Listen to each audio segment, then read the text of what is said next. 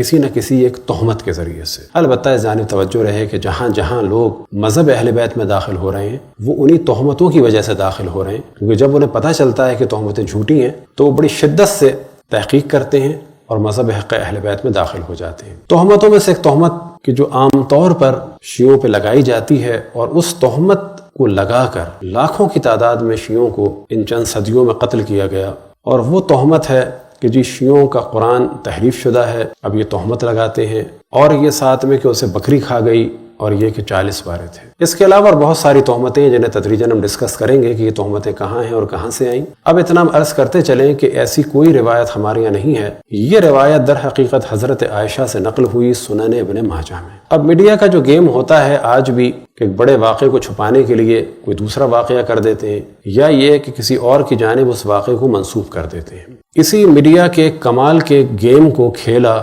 بعض اسلامی علماء نے کہ اپنی اس روایت کو چھپانے کے لیے اتنا شور مچایا کہ اس کو شیعوں سے منسوب کر کے 2 فائدے اٹھائے۔ ایک فائدہ یہ کہ ان کو مروایا، اور دوسرا فائدہ یہ اٹھایا اپنے گمان میں کہ اپنے آپ کو محفوظ کر لیا کہ ہمارے جوانوں کی نگاہیں ہماری کتابوں میں نہ پڑ جائیں۔ اور اسی کو کہا جا سکتا ہے محاورتاً کہ چور نے مچایا شور، چور چور چور۔ اتنا شور مچاؤ کہ لوگوں کی توجہ یہ ہو کہ کہاں ہے چور۔ جو کچھ پاکستان میں اور دنیا بھر میں ہو رہا ہے کہ اس قسم کے مواد کو پھیلایا جا رہا ہے شیعوں سے بغض کے لیے، تو پہلے ہم بیان کریں کہ جتنے مسلمان ہیں وہ ہمارے لیے قابل احترام ہیں، جتنے فرقے ہیں وہ سب مسلمان ہیں، ان کی جان مال عزت آبرو سب کا احترام ہے۔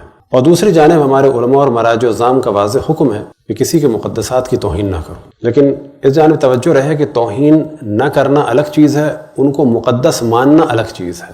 ہم کسی کے مقدسات کی توہین نہیں کرتے لیکن ان کو مان نہیں سکتے۔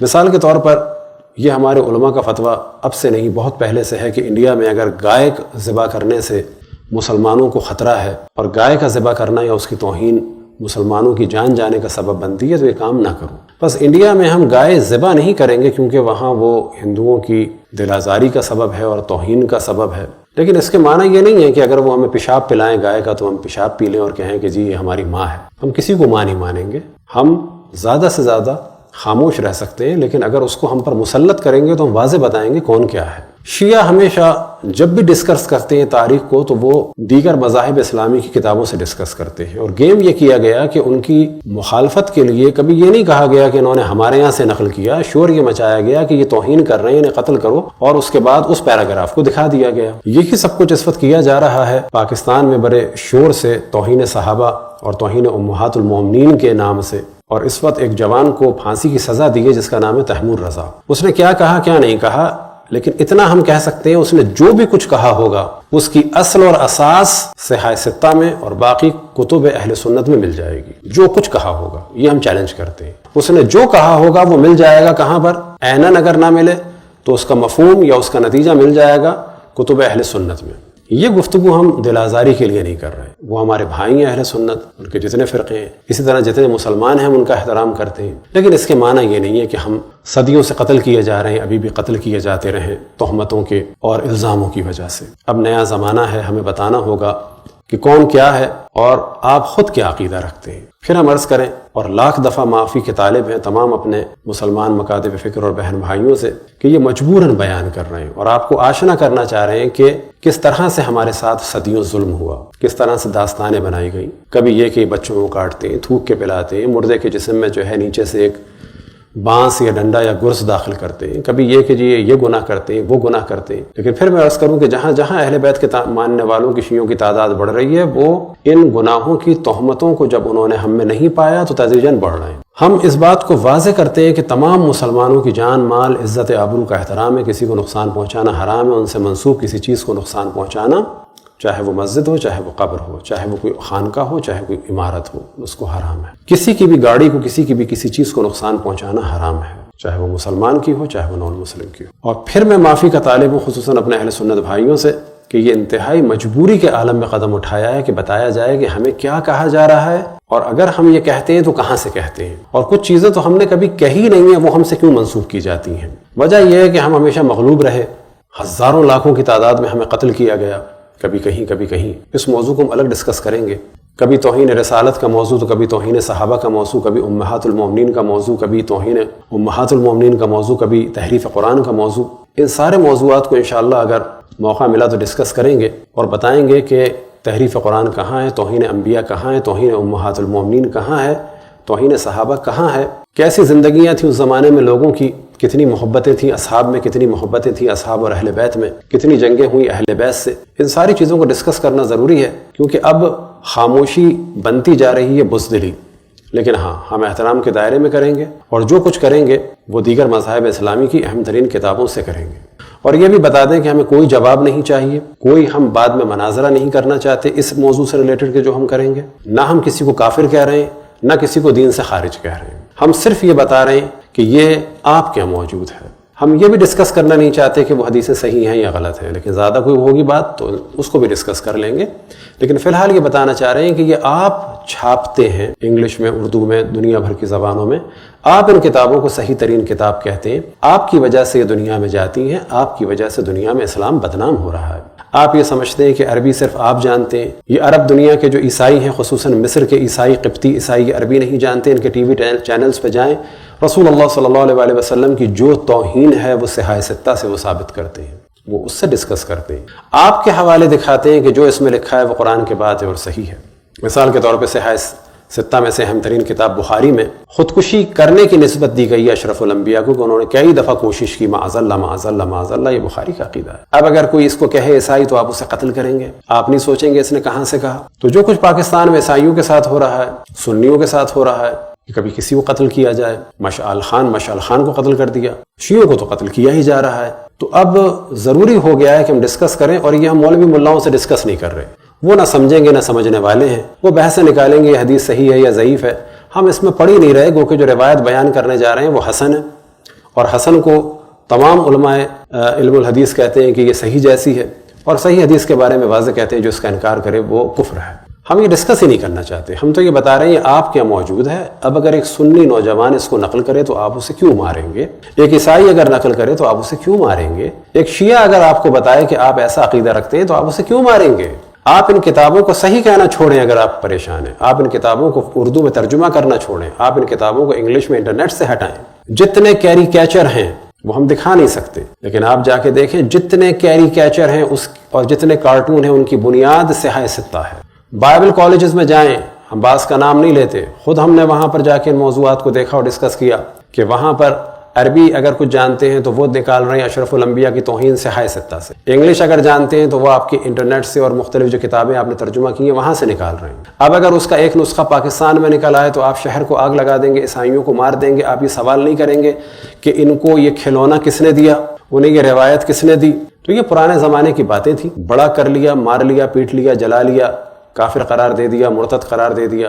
اب جو روایت آپ کے سامنے ہم پیش کر رہے ہیں یہ صحاح ستہ میں سے ایک اہم ترین کتاب ہے، سنن ماجہ کی۔ اس کتاب کے مختلف جو ایڈیشنز ہیں، ترجمے ہیں، وہ آپ کے سامنے بیان کریں گے، اور پھر ہم بیان کریں کہ تمام سنی فرقے، چاہے دیوبندی ہوں، بریلوی ہوں، اہل حدیث، وہاں جو دشمن اہل بیت ہے اس کے ساتھ کوئی معاملہ نہیں۔ اور اشرف الانبیاء حضرت محمد مصطفیٰ صلی اللہ علیہ وآلہ وسلم فرما چکے ہیں، یا علی لا يحبک الا مؤمن ولا يبغضک الا منافق، کہ اے علی تم سے کوئی محبت نہیں کر سکتا سوائے مومن کے، اور کوئی بغض نہیں رکھ سکتا سوائے منافق کے۔ تو جو بھی دشمن مولا علی ہے، اہل بیت کا دشمن ہے، تو سیدھی سیدھی بات ہے ہم اسے بالکل منافق سمجھتے ہیں، اس میں کوئی کمپرومائز نہیں ہے، یہ حکم رسول اللہ صلی اللہ علیہ وآلہ وسلم ہے۔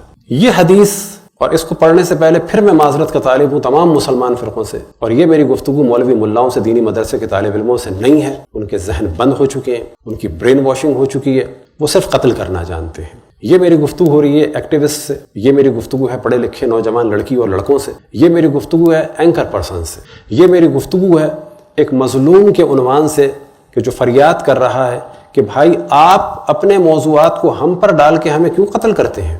ہم اگر آپ کی چیز کو نقل کر کے آپ کو بتانا چاہتے ہیں تو آپ اس کے پیراگراف کو نقل کر کے کیوں ہمیں مرواتے ہیں؟ اگر ہمارا خطیب یا کوئی عالم یا ذاکر اگر کوئی روایت آپ کی کتاب سے پڑھتا ہے تو آپ کہتے ہیں یہ توہین کر رہا ہے، اسے قتل کر دو، کیس بنا دو۔ تب یہ جو کچھ ہم کر رہے ہیں انتہائی مجبوری کے عالم میں کر رہے ہیں، اور قطعاً یہ نہیں کہنا چاہتے کہ ان روایتوں کی وجہ سے اہل سنت معاذ اللہ دین سے خارج ہے، نہ وہ مسلمان ہیں، ان کی جان مال عزت آبرو ہر چیز احترام ہے، ان کا ذبیحہ حلال ہے، ان کی ہر چیز حلال ہے۔ اتحاد کے قتل یہ معنی نہیں ہے کہ ہم پہ تہمتیں لگتی رہیں، ہم خاموش رہیں۔ ہمیں معلوم ہے کہ اس کے بعد پرابلم ہوگا، ہمارے بعض لوگ بھی چیخیں گے، دوسرے بھی چیخیں گے. ہم سب کا احترام کرتے ہیں. ہم صرف یہ بتانا چاہ رہے ہیں اور قانون دانوں کی توجہ دلانا چاہ رہے ہیں، خصوصاً وکلا کی اور ججز کی، کہ اگر کوئی چیز کسی مذہب اور دین کی کتاب سے نقل کی جائے تو کیا آپ نقل کرنے والے کو توہین رسالت کی وجہ سے نام سے قتل کریں گے اور توہین صحابہ، توہین امہات المومنین کے نام سے؟ صرف یہ سوال ہے. اور اب ان چیزوں کو ہم تدریجاً بیان کریں گے اور بتائیں گے انشاءاللہ کہ کیا کیا چیز ہم سے منسوب کی جاتی ہے اور یہ چیز آیا کتب اہل سنت میں ہے یا نہیں ہے. تو سب سے پہلے ہم ذکر کرتے ہیں سنن ماجہ کے بارے میں، کہ جو صحاح ستہ میں سے کتاب ہے اور اس کے مؤلف ہیں حافظ ابی عبداللہ محمد بن یزید ابن ماجہ قزوینی. یہ صحاح ستہ میں سے ایک اہم کتاب ہے، قرآن کے بعد اہم ترین کتابوں میں سے ایک ہے. اور اس کا ایک ترجمہ کہ جو فاضل شہیر مولانا عبد الحکیم خان اختر صاحب کے جو شاہجہاں پوری تھے، یہ جلد نمبر 1 صفحہ نمبر 543 میں اس حدیث کو نقل کرتے ہیں. اور یہ حدیث نقل ہوئی ابو سلمہ یحییٰ بن خلف سے، اور انہوں نے نقل کی عبد الاعلیٰ سے، انہوں نے نقل کی محمد بن اسحاق سے، انہوں نے نقل کی عبداللہ بن ابی بکر سے، انہوں نے عمرہ سے، انہوں نے عبد الرحمن بن قاسم سے، اور قاسم نے نقل کی حضرت عائشہ سے. حضرت عائشہ فرماتی ہیں رجم سے مراد سنگسار، رجم اور رضاعت کبیر کی آیت قرآن مجید میں نازل ہوئی تھی. وہ ایک کاغذ میں میرے بستر کے نیچے رکھی تھی. جب حضور کی وفات ہوئی اور ہم اس میں مشغول ہوئے تو گھر میں ایک بکری گھس آئی اور اس نے اسے کھا لیا. اصل جو عربی کی عبارت ہے اس میں سے جو اہم ترین موضوع ہے اس کو بیان کر دیتے ہیں ہم. لقد کان فی صحیفۃ تحت سریری، کہ یہ 2 آیتیں ایک صحیفے میں تھیں کہ جو میرے بستر کے نیچے تھا. اور انہوں نے یہی فرمایا ہے، البتہ صحیفے کا ترجمہ انہوں نے کاغذ کیا ہے. اور اس کے بعد فرماتے ہیں کہ یہ آیتیں کہاں تھیں اس کاغذ میں لکھی ہوئی تھیں، تو فرماتی ہیں بستر کے نیچے رکھی تھی. دوسرا ترجمہ سنن ابن ماجہ کا جو مولانا محمد قاسم امین صاحب کا ہے، مکتب العلوم سے چھپا ہے، اس کی جلد نمبر 2 میں اور صفحہ نمبر 51 میں، اور روایت نمبر ہے 1944. اب اینن اس کو ہم پڑھ دیتے ہیں بغیر کسی کمی اور زیادتی کے، تاکہ فرق بھی آپ کو محسوس ہو جائے کہ پہلے والے نے کیا چھپایا اور کتنا بدلنا چاہا. حضرت عائشہ رضی اللہ تعالی عنہا فرماتی ہیں کہ رجم کی آیت اور بڑی عمر کے آدمی کو 10 بار دودھ پلانے کی آیت نازل ہوئی اور میرے تخت تلے تھی. جب اللہ کے رسول صلی اللہ علیہ وسلم کا وصال ہوا اور آپ کی وفات کی وجہ سے مشغول ہوئے تو ایک بکری اندر آئی اور وہ کاغذ کھا گئی. انہوں نے جرت کے ساتھ تھوڑا اور واضح کر دیا کہ رضاعت الکبیر کے معنی کیا ہیں، تو فرماتے ہیں بڑی عمر کے آدمی کو 10 بار دودھ پلانا. اب اس کو ہم بعد میں ڈسکس کریں گے. تیسرا ترجمہ ہے سنن ماجہ کا، اور یہ ترجمہ کیا ہے حافظ ابو طاہر زبیر علی زئی صاحب کا، کہ جو کچھ ہی عرصے پہلے مرحوم ہوئے. اور وہ جلد نمبر 3 صفحہ نمبر 156 میں فرماتے ہیں حضرت عائشہ سے روایت ہے، انہوں نے فرمایا رجم کی آیت اور بڑی عمر کے لڑکے کو 10 بار دودھ پلانے کے مسئلے پر مشتمل آیت نازل ہوئی تھی. یہ دونوں آیتیں ایک کاغذ پر لکھی ہوئی میرے بستر پر پڑی تھیں. جب رسول اللہ صلی اللہ علیہ وآلہ وسلم کی وفات ہوئی، ہم آپ صلی اللہ علیہ وآلہ وسلم کے غسل و کفن وغیرہ میں مشغول ہو گئے. ایک بکری آئی اور وہ کاغذ کھا گئی. انہوں نے بڑی عمر کے آدمی کی جگہ اس کو بڑی عمر کا لڑکا کہہ دیا، لڑکے کو دودھ پلانے کی. اور دوسرا انہوں نے جو کام کیا اپنے دفاع کے لیے وہ یہ کیا کہ پہلے 2 حضرات نے فرمایا میرے بستر کے نیچے اور ایک نے فرمایا کہ تخت تلے. انہوں نے کیا کیا؟ میرے بستر پر پڑی تھی. انہوں نے اس روایت میں اس صحیفے کو جو پہلا کام کیا ان تمام حضرات نے کہ صحیفہ ذکر نہیں کیا، کہ جو روایتوں میں ذکر ہوا ہے صحیفہ حضرت عائشہ، کہ حضرت عائشہ کا جو حضرت عائشہ کے پاس جو قرآن تھا یہ اس کی بات کر رہی تھی. تو صحیفے کو عام طور پہ کتاب ہی ترجمہ کیا جاتا ہے، لیکن ہاں بعض دفعہ اس کا ترجمہ کاغذ بھی ہو سکتا ہے. تو ان حضرات نے عام طور پہ لفظ کاغذ استعمال کیا، لیکن یہ مسیری کے نیچے تھا، تخت کے نیچے تھا. زبیر علی صاحب نے ان چند سالوں میں اس کو اوپر کر دیا. زبیر علی صاحب ہی کا ترجمہ کہ جو انگلش میں ہوا سنن ابن ماجہ ٹرانسلیٹڈ بائی نصیر الدین الخطاب، انہوں نے اس کا ترجمہ کیا اور یہ وہی ہے. حدیث نمبر اس کا والیوم نمبر 3 اور صفحہ نمبر 113 اور 114 اور حدیث نمبر 1944. اب اس میں فرماتے ہیں It was narrated that Aisha said, The verses of the stoning and the breastfeeding an adult 10 times was revealed. And the paper was with me under my pillow. When the messenger of Allah died, we were preoccupied with his death, and a tame sheep came in and ate it.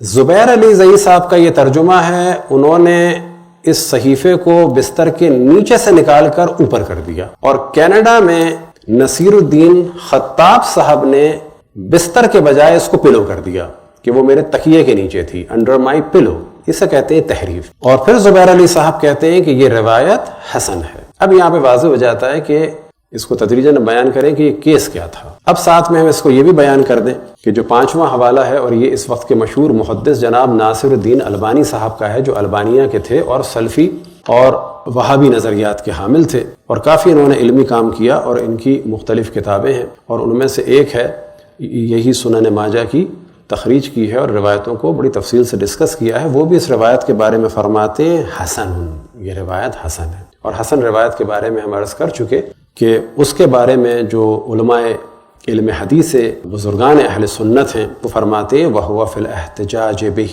كَالصَّحِيحِ عِنْدَ الْجَمْهُورِ. سب کے نزدیک حسن روایت کے ذریعے سے اگر کوئی دلیل پیش کی جائے، احتجاج کیا جائے، تو وہ بالکل ایسا ہے جیسے صحیح روایت کے ذریعے سے. اور صحیح روایت کے بارے میں جو علماء علم حدیث بعض دفعہ فرماتے ہیں جو اس کا انکار کرے یہ کفر ہے.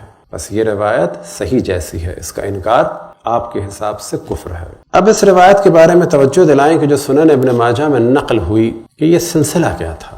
سلسلہ یہ تھا کہ حضرت عائشہ نے ایک کام شروع کیا تھا کہ جس کی ازواج مطہرات رسول اللہ صلی اللہ علیہ وسلم نے مخالفت کی تھی، اور وہ یہ فرماتی تھیں، اور ان کا نظریہ تھا، اور یہ اگر آپ لکھیں رضاء الکبیر میں تو آ جائے گا کہ بڑی عمر کے افراد کو بھی دودھ پلا کے محرم بنایا جا سکتا ہے. اس نظریے کی مخالفت اصحاب نے اور سب سے بڑھ کے اہل بیت علیہم الصلوۃ نے کی.